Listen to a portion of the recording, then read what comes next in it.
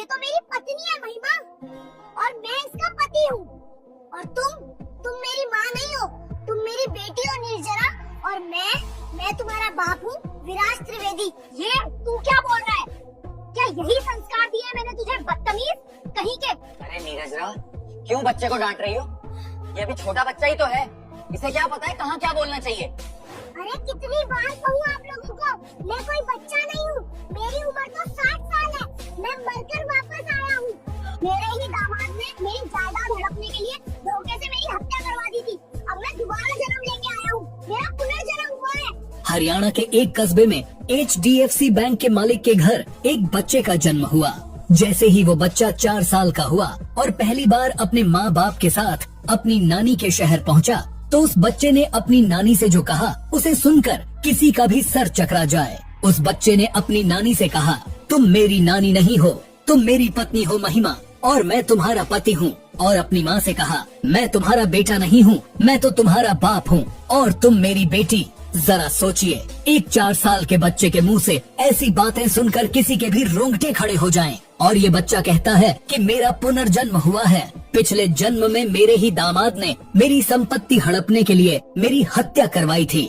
वह कहता है, मैं मरकर फिर जिंदा हुआ हूँ और अपनी मौत का बदला लेने आया हूँ। जब तक मेरे कातिल को सजा नहीं मिलती, मेरी आत्मा को शांति नहीं मिलेगी। आखिर क्या है इस बच्चे की कहानी? क्या यह बच्चा सच बोल रहा है या फिर कोई झूठी कहानी बना रहा है? इन सभी सवालों के जवाब जानने के लिए हमारे साथ इस वीडियो में शुरू से लेकर आखिर तक बने रहिए, तभी आपको पूरी कहानी समझ में आएगी। और वीडियो शुरू करने से पहले आपसे एक मामूली सी गुजारिश है, इस वीडियो को अभी एक लाइक करके चैनल को सब्सक्राइब कर लीजिए, क्योंकि आप वीडियो की भावना में खो जाते हो और लाइक सब्सक्राइब करना भूल जाते हो और फिर हमें बहुत दुख होता है। ऐसा दुख मानो हमारी 15 दिन की मेहनत मिट्टी में मिल गई हो। इसलिए लाइक और सब्सक्राइब कर दिया करो, यह बिल्कुल फ्री है। तो चलिए बिना समय गंवाए शुरू करते हैं इस रहस्यमयी कहानी की यात्रा। साल 2002 हरियाणा के एक शांत और समृद्ध कस्बे में खुशियों का माहौल था। हवा में उत्सव की मिठास घुली हुई थी। यह वो दिन था जब HDFC बैंक के मालिक रमेश और उनकी पत्नी निर्जरा के घर एक बेटे का जन्म हुआ। घर के बाहर लड्डू बांटे जा रहे थे और रमेश के दोस्त रिश्तेदार उन्हें बधाई दे रहे थे। पंडित जी ने बच्चे की कुंडली देखते ही उसका नाम वैभव रखा, जिसका अर्थ है समृद्धि। रमेश और निर्जरा खुशी से फूले नहीं समा रहे थे। उनका जीवन अब संपूर्ण था, लेकिन उन्हें रत्ती भर भी अंदाजा नहीं था कि यह बच्चा उनके जीवन में एक आंधी लेकर आने वाला था। एक ऐसी आंधी जो बरसों पुरानी अधूरी पड़ी एक कहानी को पूरा करने के लिए आई थी। समय का पहिया अपनी गति से घूम रहा था। रमेश रोज सुबह अपने HDFC बैंक जाते और निर्जरा एक गृहिणी का काम संभालती। वैभव धीरे धीरे बड़ा हो रहा था और जैसे जैसे वह बढ़ रहा था उसका व्यवहार भी बदलने लगा था। जब वैभव लगभग 2.5 साल का हुआ तो उसके माता पिता ने एक अजीब बदलाव महसूस किया। वह बाकी बच्चों जैसा नहीं था। जहां उसकी उम्र के बच्चे मिट्टी में लौटने, भागने दौड़ने और बेफिक्री से खेलने में व्यस्त रहते, वहीं वैभव अक्सर घर के एक कोने में चुपचाप खामोश बैठा रहता। उसकी आंखें कहीं दूर शून्य में टिकी होती थीं, मानो वह कोई गहन चिंतन कर रहा हो। उसकी आदतें एक नन्हे बालक की नहीं, बल्कि किसी सोचे समझे तजुर्बेकार मर्द की थीं। एक दोपहर निर्जरा जब उसे दूध पिला रही थी तो वैभव ने अपनी तोतली लेकिन गंभीर आवाज में कहा, अले मैं यहाँ क्या तल रहा हूँ और आप मुझे कहाँ से लाए हो? मैं कौन हूँ? वैभव की ऐसी बातें सुनकर निर्जरा मुस्कुराती और उसकी गालें चूम लेती। वह उसे गोद में उठाती और प्यार से कहती, अरे तुम मेरे बच्चे हो, मेरे राजा, तुम्हें तो भगवान ने हमारे घर भेजा है। यह सुनकर वैभव की आंखों में एक गहरा विचार उतर आता। वह माथे पर बल डालकर कहता, नहीं, मेरा नाम तो विराज त्रिवेदी है। निर्जरा इस बात को सुनकर जोर से हंस पड़ती। अरे मेरे राजा, तुम्हारा नाम वैभव है, विराज त्रिवेदी कौन है? मेरा राजा बैठो। निर्जरा को जरा भी अंदाजा नहीं था कि यह नाम विराज त्रिवेदी सिर्फ एक तोतला उच्चारण नहीं था। यह एक सत्य था जो जल्द ही उसकी दुनिया को हिलाकर रख देगा। बदलती आदतें और रहस्यमयी सपने, जैसे जैसे समय बीतता गया, वैभव की आदतें और भी अचंभित करने लगीं। 4 साल का होने से पहले ही वह दिन में अपनी माँ और आस पड़ोस के बच्चों से बड़ी बड़ी अमीरों वाली बातें करने लगा। एक दिन वह अपनी माँ से चिढ़कर बोला, mother, where are my cars? I had a fleet of German luxury, where did all my wealth go? इसका मतलब है, माँ मेरी गाड़ियाँ कहाँ हैं? मेरे पास जर्मन लग्जरी गाड़ियों का बेड़ा था, मेरी सारी दौलत कहाँ चली गई। नीरज रा स्तब्ध रह गई। वैभव ने आज तक कोई स्कूल नहीं देखा था, फिर भी वह इतनी फर्राटेदार शुद्ध इंग्लिश में बातें कर रहा था। वह अपनी माँ को बड़ी बड़ी कंपनियों, स्टॉक मार्केट और करोड़ों रुपए के इन्वेस्टमेंट के बारे में समझाता, जैसे वह खुद वर्षों तक इन चीजों का अनुभव कर चुका हो। नीरजरा डर और हैरानी के बीच झूल रही थी, लेकिन सबसे भयानक था उसका रात का अनुभव। वैभव को हर रात एक ही सपना बार बार आता था। सपने में वह देखता था अंधेरी सुनसान सड़क, 3 नकाबपोश आदमी एक काली चमचमाती कार को घेर लेते हैं। वे कार को बेरहमी से तोड़ते फोड़ते हैं। फिर उन तीनों में से एक आदमी गैलन से पेट्रोल निकालकर कार पर उड़ेल देता है और फिर एक माचिस की तीली, भयंकर आग की लपटें आसमान छूने लगती हैं। और ठीक उसी पल वैभव बिस्तर से आग चिल्लाता हुआ जाग जाता। उसका छोटा शरीर पसीने में तर होता और उसकी आंखें डर से फटी रह जाती। रमेश और नीरजरा घबराकर जाग जाते। वे वैभव की इन असामान्य आदतों और भयानक सपनों से तंग आ चुके थे। उन्हें लगा कि उनके बेटे पर किसी भूत प्रेत का साया है। वे उसे शहर के जाने माने पंडितों और मौलवियों के पास ले गए, तरह तरह के धागे और ताबीज बंधवाए, लेकिन वैभव का व्यवहार ज्यों का त्यों रहा। कोई भी उपचार उस अनजानी आहट को शांत नहीं कर पा रहा था जो उसके अंदर गूंज रही थी। ऐसे ही दिन गुजरते गए। अब वैभव 4 साल का हो चुका था। एक दिन नीरजरा के मायके यानी वैभव की नानी के घर एक फैमिली फंक्शन था। रमेश, नीरजरा और वैभव अपनी कार से प्रेम नगर के लिए रवाना हुए। यह कोई साधारण सफर नहीं था। वैभव एक ऐसी मंजिल की तरफ बढ़ रहा था जहां बरसों बाद एक ऐसी कड़ी जुड़ने वाली थी जो बरसों से टूटी पड़ी थी। जैसे ही उनकी गाड़ी प्रेम नगर में प्रवेश कर रही थी, वैभव की आंखों में एक पहचान की चमक आई। वह सड़क किनारे के दृश्यों को ऐसे देख रहा था जैसे बरसों पहले बिछड़ा कोई प्रेमी अपने शहर को देख रहा हो। उनकी कार जैसे ही वैभव की नानी के घर के सामने आकर रुकी, एक जोरदार तेज ठंडी हवा का झोंका उठा। ये झोंका इतना जबरदस्त था कि कार के शीशे तक कांप गए। यह हवा जैसे प्रकृति का एक संकेत थी, एक स्वागत था उस आत्मा के लिए जो वापस अपने घर लौटी थी। सभी लोग कार से बाहर निकले। वैभव की नजर नानी के सुंदर बड़े आलीशान घर पर पड़ी। वह घर को देखता ही रह गया। ये घर बाकी घरों जैसा नहीं था। ये उसे अपना लगा। उसे लगा जैसे वह यहीं रहता था और यह उसकी पुरानी पहचान का प्रतीक था। जैसे जैसे वैभव अपने मम्मी पापा के साथ घर के अंदर दाखिल हो रहा था, उसके छोटे से दिल की धड़कनें जोर जोर से धड़क रही थीं। वह पूरे घर को इतने ध्यान से देख रहा था जैसे बरसों बाद कोई मुसाफिर अपने खोए हुए ठिकाने पर लौटा हो, हर कोने को टटोल रहा हो। घर में पहले से ही कई मेहमान और रिश्तेदार जमा थे। नीरजरा ने अपनी माँ महिमा के पैर छुए और फिर रमेश ने भी अपनी सास महिमा के पांव छूकर आशीर्वाद लिया। महिमा ने दोनों को गले लगाया।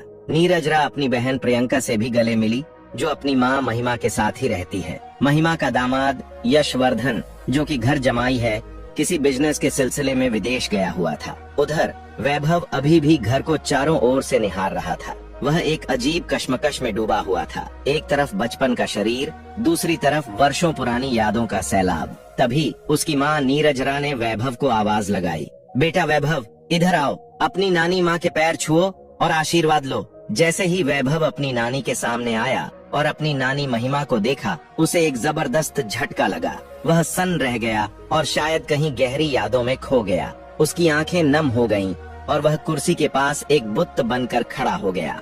नीरजरा ने उसे प्यार से हिलाते हुए कहा, क्या हुआ मेरे राजा, छुओ नानी के पैर। और तभी अचानक वैभव ने एक ऊंची दृढ़ आवाज में कहा, जिसने वहाँ मौजूद हर व्यक्ति को स्तब्ध कर दिया, मैं अपनी पत्नी के पैर कैसे छू सकता हूँ? ये मेरी नानी नहीं है, ये तो मेरी पत्नी है महिमा, और तुम मेरी माँ नहीं हो, तुम मेरी बेटी हो। नीरजरा, मैं तुम्हारा पिता हूँ, विराट त्रिवेदी, मैं तुम्हारा बेटा नहीं। उस 4 साल के बच्चे के मुंह से ऐसी बातें सुनकर महिमा और नीरजरा के पैरों तले की जमीन खिसक गई। वहाँ मौजूद सभी मेहमानों पर सन्नाटा छा गया। सोचिए, एक 4 साल के बच्चे की इन बातों पर यकीन करना किसी के लिए भी नामुमकिन था। नीरजरा ने कांपते हुए वैभव से कहा, वैभव, ये तुम क्या कह रहे हो? तुम्हें जरा भी अंदाजा है तुम क्या बोल रहे हो? तुम मेरे पिता कैसे हो सकते हो? मेरे पिता विराज त्रिवेदी तो 4 साल पहले एक कार एक्सीडेंट में मर चुके थे। वैभव ने अपनी आवाज में क्रोध और दृढ़ता भरते हुए कहा, मैं ही तुम्हारा पिता हूँ बेटी, और मेरा कोई कार एक्सीडेंट नहीं हुआ था। किसी ने साजिश करके मेरी हत्या करवाई थी। मैं अपनी मौत का बदला लेने आया हूँ। मेरा पुनर्जन्म हुआ है। मुझे पिछले जन्म का सब कुछ याद आ गया। मैं मेरे कातिलों को सजा दिलवाने आया हूँ। हॉल में फुसफुसाहट शुरू हो गई। कोई भी उस बच्चे की बातों पर यकीन करने को तैयार नहीं था। ये बच्चा पागल है। इसके दिमाग का पेंच ढीला है। ये कोई घड़ी गड़ाई कहानी सुना रहा है। महिमा, जिसकी आंखों में आंसू थे, उसने वैभव को अपनी तरफ बुलाया और उसे अपनी गोद में बैठाने लगी। तभी वैभव ने अपनी छोटी उंगली उठाकर झुंझलाहट में महिमा को डांटा और उसका दिल चीरने वाला नाम लिया। माही, ये तुम क्या कर रही हो? दोनों बच्चियां नीरजरा और प्रियंका और इतने मेहमान हैं। शर्म करो। ये सुनते ही महिमा के होश उड़ गए, क्योंकि माही नाम से उसे सिर्फ और सिर्फ उसका पति विराज त्रिवेदी ही बुलाया करता था। यह वो पहचान थी जो दुनिया में सिर्फ उन दोनों के बीच थी। महिमा की आंखों से आंसुओं की धारा बह निकली। यह नाम उस सबूत की तरह था जिसने सारी दुनिया के सामने एक रहस्य खोल दिया था। महिमा ने तुरंत सभी मेहमानों और रिश्तेदारों को वापस जाने को कह दिया। घर में अब सिर्फ वैभव के परिजन ही रह गए थे। वैभव, नीरजरा, प्रियंका, रमेश और महिमा। सबके जाने के बाद महिमा ने हिचकते हुए वैभव से सवाल पूछा। यह सवाल सच्चाई की कसौटी था। अच्छा, अगर तुम सच में मेरे पति विराज त्रिवेदी हो तो तुम्हें ये तो याद होगा ना, ये घर कब और किसने बनवाया था? और अगर तुम मेरे पति हो तो बताओ, तुम पिछले जन्म में क्या काम करते थे? महिमा ने अपनी आवाज में दृढ़ता लाने की कोशिश की। वैभव ने बोलना शुरू किया। उसकी आवाज में अब किसी सीईओ का आत्मविश्वास था, किसी बच्चे की तोतलाहट नहीं। मैं एक बहुत बड़ी कंपनी का मालिक था। मेरी कंपनी का नाम था त्रिवेदी इंडस्ट्रीज। मैं बहुत अमीर बिजनेसमैन था। यह घर मैंने अपनी पहली बड़ी कमाई से बनवाया था। इसकी नींव खुद मैंने अपनी पत्नी माही के साथ रखी थी। फिर वैभव ने घर के बारे में छोटी छोटी अंतरंग बातें बताना शुरू किया। किचन की रसोई में वो छोटी खिड़की जो तुमने लगवाई थी, वो तुम्हें सूरज की रोशनी के लिए चाहिए थी। हमारा बेडरूम तो उधर दूसरी तरफ था। प्रियंका, तुमने इसे क्यों बदला? मुझे पुरानी जगह ही पसंद थी। वह घर के हर कोने, हर छोटे से बदलाव के बारे में सही सही बता रहा था। वह उन सभी छोटी छोटी व्यक्तिगत चीजों के बारे में भी बता रहा था जो सिर्फ महिमा और विराज को ही पता थी। वैभव सारे घर में घूम घूम कर हर पुरानी याद को ताजा कर रहा था। तभी उसकी नजर एक दीवार पर पड़ी। वहां विराज त्रिवेदी उसके पिछले जन्म के शरीर की एक तस्वीर पर माला टंगी हुई थी। तस्वीर पर टंगी माला देखकर वैभव का चेहरा गुस्से से लाल पीला हो गया। उसके छोटे चेहरे पर एक भीषण डरावना क्रोध आ गया। वह तुरंत तस्वीर के पास गया, माला उतार कर फेंक दी और गुस्से में बोला, माही, ये मेरी तस्वीर पर माला किसने टांग रखी है? मैं तो अभी जिंदा हूँ, मैं मरा नहीं हूँ। यह बात सुनकर सबकी आंखों में आंसू आ गए। उन्हें समझ नहीं आ रहा था कि अब आगे क्या करें। वे एक अजीबो गरीब अलौकिक मामले में फंस चुके थे। तभी रमेश, वैभव के पिता, ने कहा, प्रेम नगर में ही मेरी जानकारी में मेरा दोस्त है, आईपीएस ऑफिसर राघव। हमें उसे बुलाना पड़ेगा। अब वही दूध का दूध और पानी का पानी करेगा। अब वो ही इस केस को सॉल्व करेगा। यह एक नया मोड़ था। एक पुनर्जन्म का मामला अब एक पुलिस केस बनने जा रहा था। यह वो कदम था जो रहस्य को सुलझाने की दिशा में पहला ठोस कदम था। रमेश ने तुरंत अपने दोस्त आईपीएस ऑफिसर राघव को फोन किया। राघव अपनी बेबाकी और तेज तर्रार जांच के तरीकों के लिए मशहूर थे। वह पुनर्जन्म जैसी बातों पर बिल्कुल यकीन नहीं करते थे। उनके लिए ये सब केवल अंधविश्वास और मनगढ़ंत कहानियां थीं। कुछ ही देर बाद महिमा के आलीशान घर के आगे एक पुलिस जीप आकर रुकी। जीप से एक कद्दावर, सधे हुए आईपीएस ऑफिसर राघव उतरे। उनके चेहरे पर किसी भी तरह के अंधविश्वास के लिए कोई जगह नहीं थी। जैसे ही राघव घर के अंदर दाखिल हुए, रमेश उन्हें तुरंत एक अलग शांत कमरे में ले गए। रमेश ने बिना किसी लाग लपेट के शुरू से लेकर आखिर तक सारी बात बताई।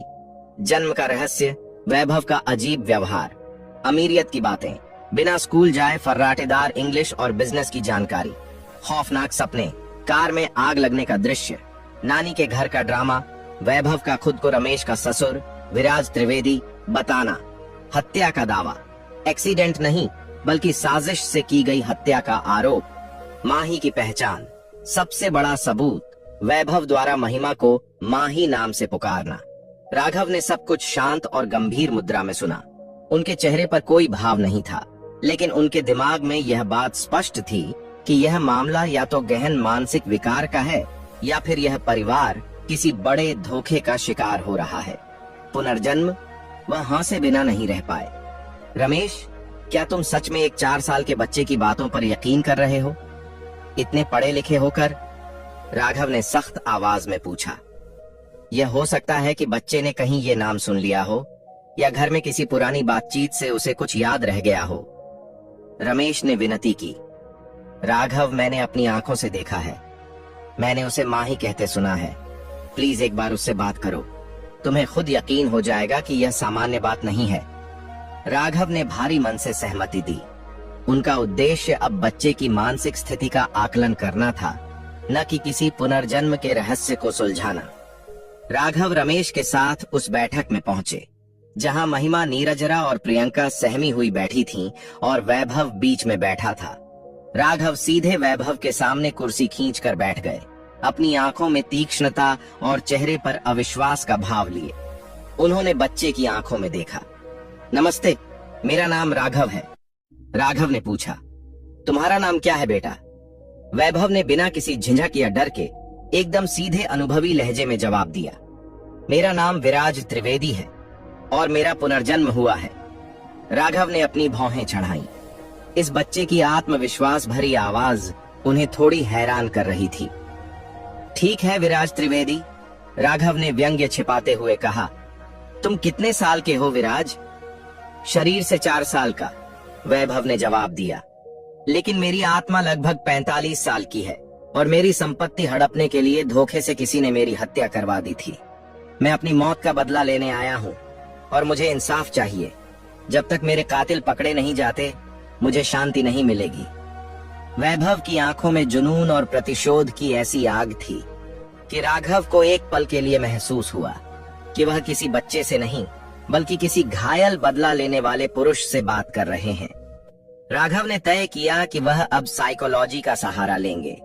उन्होंने वैभव से वह सवाल पूछने शुरू किए जो एक सामान्य बच्चा कभी नहीं जानता होगा, खासकर मरने के बाद के अनुभवों के बारे में। विराज, जब तुम मर गए थे तो उसके बाद तुम्हारे साथ क्या हुआ था? तुम्हें कौन ले गया? मरने के बाद तुम कहाँ रहे? वैभव ने एक गहरी सांस ली, जैसे वह उन भयानक पलों को फिर से जी रहा हो। वैभव ने बोलना शुरू किया। 12 दिन तक मेरी आत्मा भटकती रही, यहीं इसी घर पर। मैं सबको रोते हुए देखता था, खासकर माही महिमा को। वो जमीन पर गिरकर रोती थी। मैं उन्हें छूने की कोशिश करता था, समझाने की कोशिश करता था कि मैं यहीं हूँ, लेकिन कोई मुझे सुन या देख नहीं पा रहा था। वह मेरे लिए बहुत दर्दनाक पल था। उस वक्त मैं असहाय महसूस कर रहा था। मुझे गुस्सा आता था कि मैं अपने कातिलों को नहीं देख पा रहा। राघव भी बच्चे की बातें सुनकर हैरान था, क्योंकि ये विवरण किसी बच्चे की कल्पना से परे लग रहे थे। राघव ने आगे कहा, फिर 12 दिनों के बाद क्या हुआ? 13वें के दिन, जब घर में पूजा चल रही थी, अचानक एक जोरदार हवा का झोंका आया। वो झोंका मेरी आत्मा को इस घर से दूर, बहुत दूर ले गया, जैसे मैं एक अंधेरी सुरंग में खींच रहा था। वहां न रोशनी थी, न आवाज, सिर्फ शून्य। राघव ने पूछा, और फिर तुम इस बच्चे के शरीर में कैसे आए? वैभव ने आगे कहा, उस अंधेरी सुरंग के बाद मुझे लगा जैसे मैं किसी गहरे, नरम, गर्म पानी में हूँ। मैं सुन सकता था। बाहरी दुनिया की आवाजें बहुत धीमी थीं।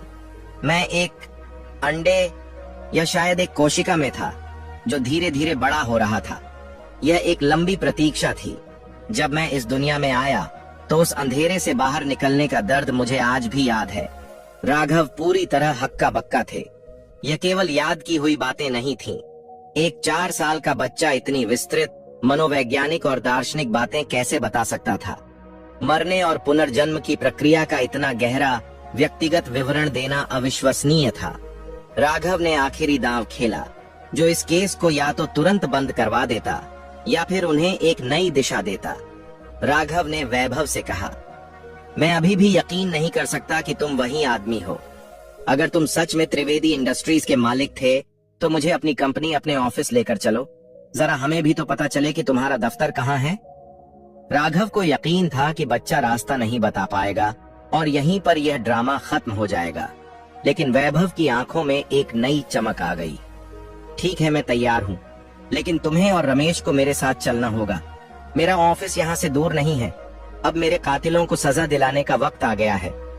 अगले दिन सुबह आईपीएस ऑफिसर राघव अपनी जीप में रमेश और वैभव को लेकर शहर की सड़कों पर निकल पड़े। राघव का दिल असमंजस में था। यह उनकी पूरे करियर की सबसे अजीब जांच थी।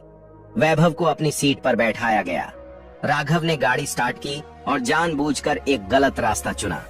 वैभव, रास्ता बताओ, राघव ने चुनौती दी। वैभव ने तुरंत चिल्लाकर कहा, नहीं राघव, यह रास्ता नहीं है। आप शहर के दूसरे छोर पर जा रहे हैं। मेरे ऑफिस के लिए आपको यहाँ से दाहिनी ओर मुड़ना होगा और फिर हाईवे पकड़ना होगा। यह रास्ता तुम्हें केवल मेरे पुराने क्लब तक ले जाएगा, जहाँ मैं ज्यादा जाता नहीं था। राघव ने आंखें सिकोड़ ली। उन्होंने अभी अभी यह जांच करने के लिए गलत मोड़ लिया था कि बच्चा उन्हें टोकता है या नहीं। उसने न केवल टोका, बल्कि जगह का नाम क्लब भी सही बताया, जिसकी जानकारी केवल उस शहर के उच्च वर्ग को थी। राघव ने झट से यू टर्न लिया और उस दिशा में गाड़ी बढ़ाई जो वैभव बता रहा था। वैभव एक अनुभवी गाइड की तरह उन्हें निर्देश दे रहा था। अब चौथे सिग्नल से बाएं। इस पुल को पार करने के बाद दाहिनी लेन में आ जाओ। देखो, वो जो लाल रंग की बिल्डिंग दिख रही है, वो मेरा पुराना कॉम्पिटिटर था। वो हमेशा मुझसे जलता था। करीब 40 मिनट की ड्राइव के बाद वैभव ने अचानक चिल्लाकर कहा, रुक जाओ, रुक जाओ, ये रही मेरी बिल्डिंग, त्रिवेदी इंडस्ट्रीज का हेडक्वार्टर। देखो, वही लोगो, वही डिजाइन। आईपीएस, राघव और रमेश ने सामने देखा। एक आसमान छूती भव्य आधुनिक बिल्डिंग खड़ी थी, जिस पर भव्य अक्षरों में लिखा था त्रिवेदी इंडस्ट्रीज। राघव के चेहरे का रंग उड़ चुका था। वह केवल इतना समझ पाए कि यह केस किसी मानसिक विकार का नहीं, बल्कि वास्तविक पुनर्जन्म का है। एक ऐसी सच्चाई जिसे उन्होंने हमेशा अंधविश्वास कहकर खारिज किया था। अब असली खेल शुरू होने वाला था। राघव को अब यकीन हो चुका था कि वह एक बच्चे के साथ नहीं, बल्कि एक मारे गए बिजनेसमैन की आत्मा के साथ है, जो अपने कातिलों को पकड़ने के लिए वापस लौटा है।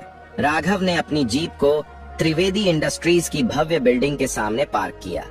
वह अब भी इस बात को हजम करने की कोशिश कर रहे थे कि एक 4 साल के बच्चे ने उन्हें शहर के सबसे पॉश इलाके में स्थित करोड़ों की कंपनी के हेडक्वार्टर तक पहुंचा दिया है। वैभव रमेश और राघव को लेकर इमारत के अंदर दाखिल हुए। लॉबी में कदम रखते ही वैभव का व्यवहार पूरी तरह बदल गया। वह अपने छोटे शरीर में मालिक के रुतबे के साथ चल रहा था। यह लॉबी बिल्कुल वैसी ही है, वैभव फुसफुसाया। सिर्फ वो फाउंटेन अब काम क्यों नहीं कर रहा?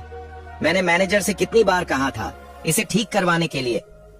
रिसेप्शनिस्ट जो उन्हें घूर रही थी, राघव को देखकर तुरंत खड़ी हो गई।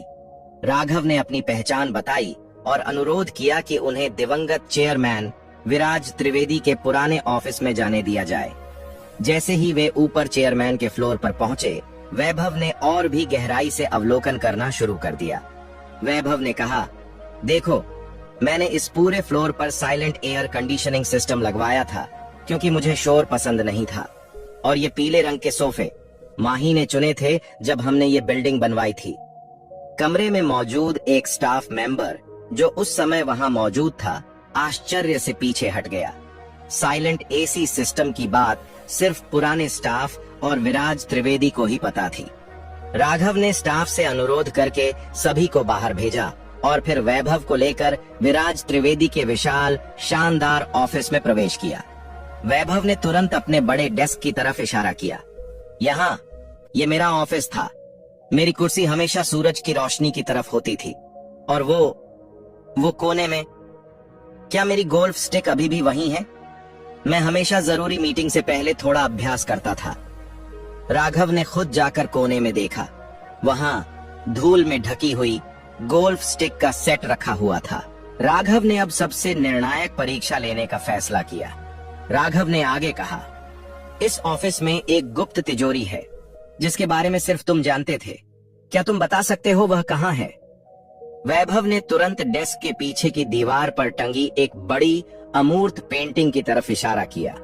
उस पेंटिंग के पीछे वह तिजोरी है जिसमें मेरे महत्वपूर्ण दस्तावेज और मेरी कुछ कीमती घड़ियां रखी होती थीं। राघव ने पेंटिंग हटाई। वहां सचमुच एक डिजिटल लॉक वाली तिजोरी थी। रमेश की आंखें फटी की फटी रह गईं। राघव हैरान रह गया। ठीक है, तिजोरी यहाँ है, अब पासवर्ड बताओ विराज। वैभव ने बिना एक पल सोचे तोतली आवाज में एक 8 अंकों का पासवर्ड बताया। 10/12/1977 दिसंबर की 10 तारीख।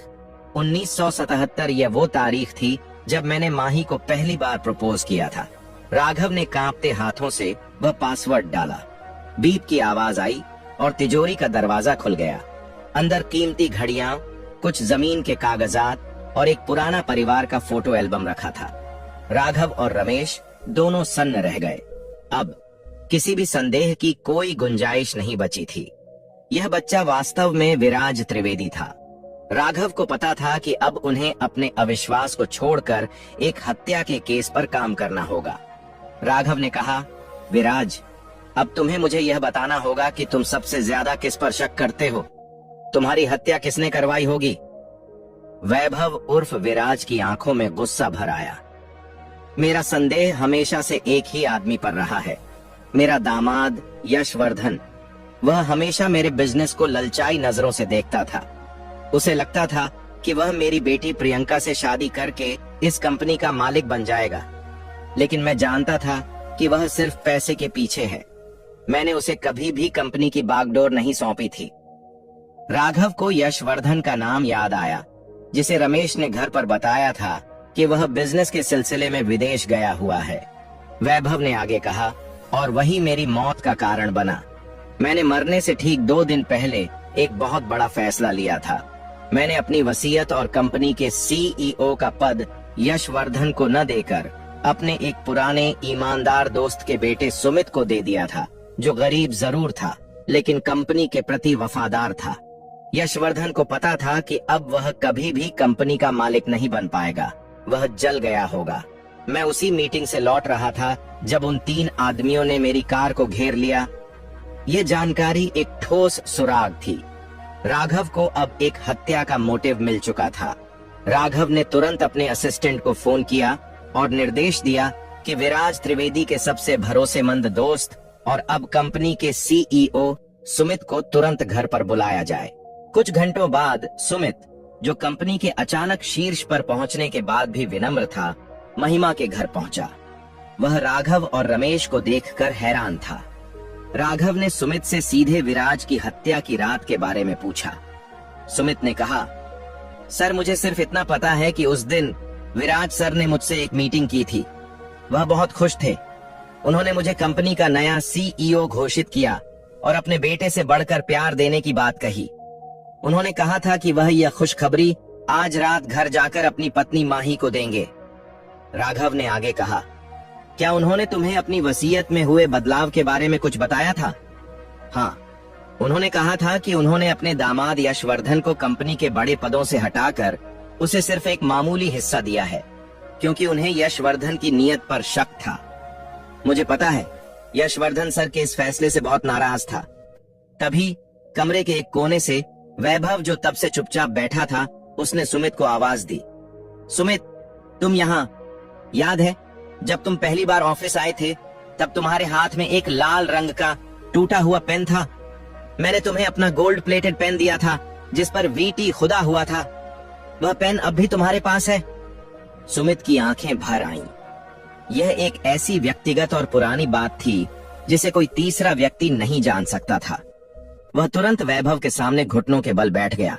अपनी जेब से वह सोने का पेन निकाला और रोते हुए कहा, सर, विराज सर, आप सच में वापस आ गए। राघव और रमेश के सामने इस भावनात्मक पल ने सारी कसर पूरी कर दी। अब यह केवल पुनर्जन्म नहीं बल्कि हत्या की साजिश थी। राघव को पता था कि अब उन्हें विराज त्रिवेदी की पुरानी ठंडी पड़ चुकी हत्या की फाइल खोलनी होगी और उसे दोबारा जांच करनी होगी। ठीक है सुमित, राघव ने अपनी जैकेट कसी।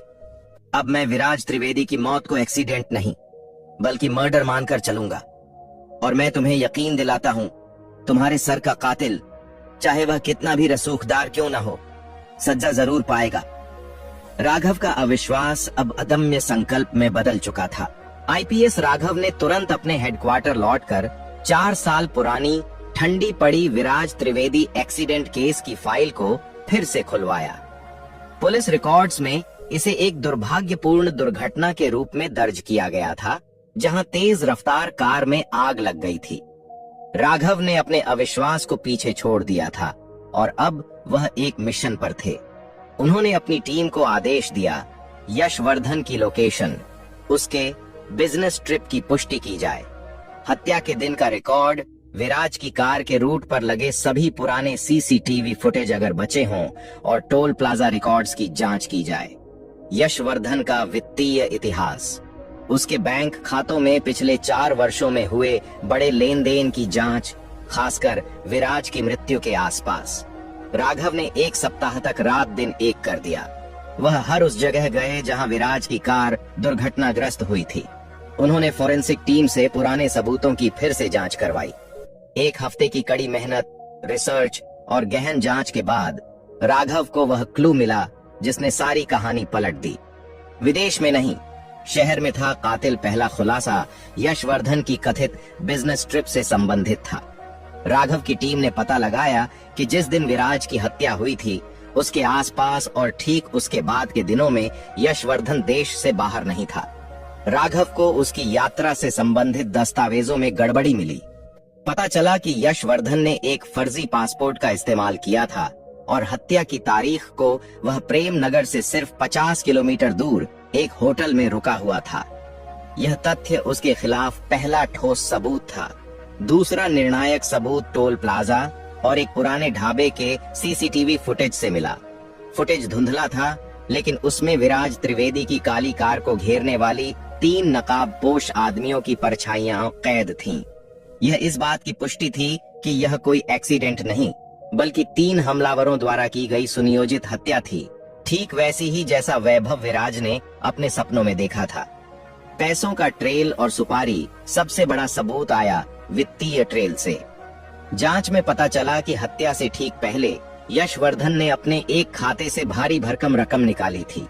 यह रकम एक ऐसे व्यक्ति के खाते में ट्रांसफर की गई थी जिसका आपराधिक रिकॉर्ड था और जिसे सुपारी किलर के रूप में जाना जाता था। यह स्पष्ट था कि यशवर्धन ने पैसे देकर अपने ससुर की हत्या करवाई थी। राघव को अब पूरी तरह से यकीन हो चुका था, वैभव सच बोल रहा था। पुनर्जन्म होता है और विराज त्रिवेदी को उसके ही दामाद यशवर्धन ने कंपनी का मालिक बनने के लालच में मरवा दिया था।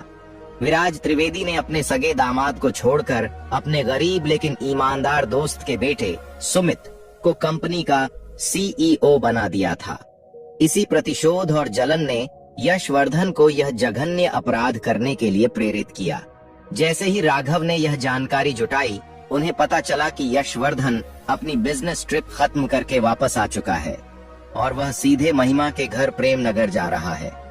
राघव अपनी टीम के साथ तुरंत प्रेम नगर पहुंचे। घर पर एक भारी भरकम दृश्य था। यशवर्धन ने अपनी सास महिमा और पत्नी प्रियंका से मिल रहा था, लेकिन उसके चेहरे पर एक दबा हुआ तनाव साफ झलक रहा था। तभी आईपीएस राघव अपनी टीम के साथ घर के अंदर दाखिल हुए। राघव ने ऊंची आवाज में कहा, यशवर्धन, तुम्हें गिरफ्तार किया जाता है। यशवर्धन हैरान था। किस लिए? क्या बकवास है ये? मिस्टर यशवर्धन, तुम्हें विराज त्रिवेदी की हत्या के आरोप में गिरफ्तार किया जाता है। यह एक्सीडेंट नहीं, मर्डर था। यशवर्धन का रंग सफेद पड़ गया। उसने विरोध करने की कोशिश की, लेकिन तभी वहां वैभव को देखकर वह ठिठक गया। वैभव उर्फ विराज अपने छोटे शरीर में ठोस और आत्मविश्वास से खड़ा था। उसने सीधे यशवर्धन की आंखों में देखा। वैभव विराज ने कहा, यशवर्धन, तुम्हारी आंखें हमेशा लालच से भरी रहती थीं। यशवर्धन, तुमने सोचा कि तुम मुझे मारकर मेरी सारी दौलत हड़प लोगे। तुम भूल गए कि सत्य की आत्मा कभी नहीं मरती। मैंने तुम्हें सीईओ नहीं बनाया था क्योंकि मुझे पता था कि तुम एक दिन यही करोगे। अब तुम्हें सजा मिलेगी। एक 4 साल के बच्चे के मुंह से ऐसे गंभीर आरोप सुनकर यशवर्धन अंदर से टूट गया। उसे लगा कि वह किसी भूत या दिव्य शक्ति का सामना कर रहा है। वह वहीं घुटनों के बल बैठ गया। डर और सदमे में यशवर्धन ने अपने गुनाह को कबूल कर लिया। उसने बताया कि उसने कैसे सुपारी दी, कैसे हत्या को दुर्घटना दिखाने की साजिश रची और कैसे उसे लगा कि वह हमेशा के लिए बच जाएगा। यह पुनर्जन्म का सत्य था जिसने 4 साल बाद एक बंद केस को खोला और कातिल को बेनकाब किया। कोर्ट में वैभव विराज त्रिवेदी की आत्मा के साथ की गवाही, जिसमें उसने हत्या की जगह, कार का विवरण और यशवर्धन के लालच का मोटिव बताया, पुलिस द्वारा प्रस्तुत किए गए ठोस सबूतों, वित्तीय ट्रेल, फर्जी पासपोर्ट के साथ मिलकर यशवर्धन को दोषी साबित कर दिया। यशवर्धन को उसके जघन्य अपराध के लिए 20 साल की कठोर कारावास की सजा सुनाई गई। जैसे ही जज ने फैसला सुनाया, महिमा, नीरजरा और प्रियंका की आंखों में आंसू थे। यह आंसू न्याय के थे, राहत के थे और वर्षों के दर्द के अंत के थे। उधर वैभव विराज ने एक लंबी गहरी सांस ली। उसका मकसद पूरा हो चुका था। उसकी आत्मा को बरसों बाद शांति मिली थी। राघव ने रमेश की तरफ देखा और फिर वैभव की तरफ। उनके चेहरे पर अब अविश्वास नहीं, बल्कि गहरा सम्मान था। उन्होंने पहली बार पुनर्जन्म के सत्य को स्वीकार किया था। यशवर्धन को सजा मिलने के बाद महिमा के घर का माहौल शांत हो चुका था। बरसों से टूटी पड़ी कड़ी अब जुड़ चुकी थी और न्याय की स्थापना हो चुकी थी। विराज त्रिवेदी का मकसद पूरा हो चुका था। अगले कुछ दिन वैभव विराज की आत्मा के साथ, अपनी पत्नी महिमा और अपनी बेटियों नीरजरा और प्रियंका के साथ बिताए। वैभव अब पहले से कहीं शांत और संतुष्ट लग रहा था। वह उन्हें बिजनेस की बातें नहीं बताता था, बल्कि बस परिवार के साथ समय बिता रहा था। महिमा ने एक शाम वैभव को गोद में बिठाया। उसकी आंखों में आंसू थे, पर इस बार दर्द के नहीं, बल्कि विदा के। महिमा ने कहा, विराज, तुम्हारा बदला पूरा हो गया। अब तुम्हारी आत्मा को शांति मिल गई होगी। वैभव ने महिमा के गाल पर अपना छोटा हाथ रखा, जैसे वह उसे आशीर्वाद दे रहा हो। वैभव उर्फ विराज ने कहा, हाँ माही, मेरा काम खत्म हो गया। मैंने अपना घर, अपनी बेटी और अपने दोस्त को सुरक्षित कर दिया है। मुझे अब जाना होगा वापस वहां जहां से मुझे यह नया जीवन मिला है। नीरजरा, जो अब अपने पिता को एक बच्चे के रूप में स्वीकार कर चुकी थी, रो पड़ी। नीरजरा, पापा, क्या आप हमें छोड़कर जा रहे हैं? क्या हम फिर कभी नहीं मिलेंगे? वैभव विराज मुस्कुराया। मैं कहां जा रहा हूं बेटी? मैं हमेशा यहीं रहूंगा, तुम्हारे साथ, इस शरीर के रूप में। बस मैं अब वैभव बन जाऊंगा। विराज त्रिवेदी की यादें धीरे धीरे धुंधली हो जाएंगी। उस रात परिवार ने एक साथ अंतिम भोजन किया। हवा में एक अजीब सी शांति और उदासी घुली हुई थी। विस्मृति की ओर अगली सुबह जब वैभव जागा तो वह पहले से अलग था। जब नीरजरा उसके कमरे में गई तो उसने देखा कि वैभव अब भी लेटा हुआ है, लेकिन उसके चेहरे पर वह गंभीरता और अनुभव नहीं था जो पिछले दिनों से झलक रहा था। नीरजरा, गुड मॉर्निंग मेरे राजा, चलो उठो, नाश्ता करो। वैभव ने तोतली आवाज में हंसते हुए कहा, माँ, आज मुझे अपनी गुड़िया से खेलना है। मुझे गोल्फ स्टिक नहीं चाहिए, मुझे अपनी कार वाली गुड़िया चाहिए। नीरजरा चौंक गई। माँ, उसने पहली बार उसे बेटी नहीं बल्कि मां कहा था, और गोल्फ स्टिक की जगह उसे अब खिलौनों की याद आ रही थी। महिमा कमरे में आई। उन्होंने वैभव को गोद में उठाया और प्यार से पूछा, बेटा, मेरा नाम क्या है? वैभव ने अपनी प्यारी सी आवाज में जवाब दिया, आप मेरी नानी माँ हो, सबसे प्यारी। महिमा की आंखों से आंसू गिर पड़े। माँ ही नाम कहीं खो चुका था। विराज त्रिवेदी की यादें उस छोटे से दिमाग से तेजी से मिट रही थीं। राघव, जो इस घटनाक्रम को देखने के लिए एक बार फिर वहां आए थे, उन्होंने महसूस किया कि आत्मा का कार्य पूरा हो चुका है। विराज त्रिवेदी की आत्मा ने न्याय दिलाकर मुक्ति प्राप्त कर ली थी और उस बच्चे के शरीर से विदा ले ली थी। अब वहां सिर्फ वैभव, रमेश और नीरजरा का बेटा बाकी था। एक नई शुरुआत। समय ऐसे ही बीतता गया। रमेश, नीरजरा और वैभव अब प्रेम नगर में ही महिमा और प्रियंका के साथ रहने लगे। यह घर अब सिर्फ एक नानी का घर नहीं था, बल्कि 2 पीढ़ियों को जोड़ने वाला एक पवित्र स्थान बन गया था। आईपीएस ऑफिसर राघव ने इस पूरे घटनाक्रम के बाद अपने जीवन के फलसफे को बदल दिया। वह अब पुनर्जन्म के सिद्धांत को पूरी तरह स्वीकार करते थे और उन्होंने अपनी ड्यूटी पूरी ईमानदारी से की। उन्होंने इस परिवार को सार्वजनिक रूप से इस कहानी को न बताने की सलाह दी, ताकि वैभव का बचपन सामान्य रहे।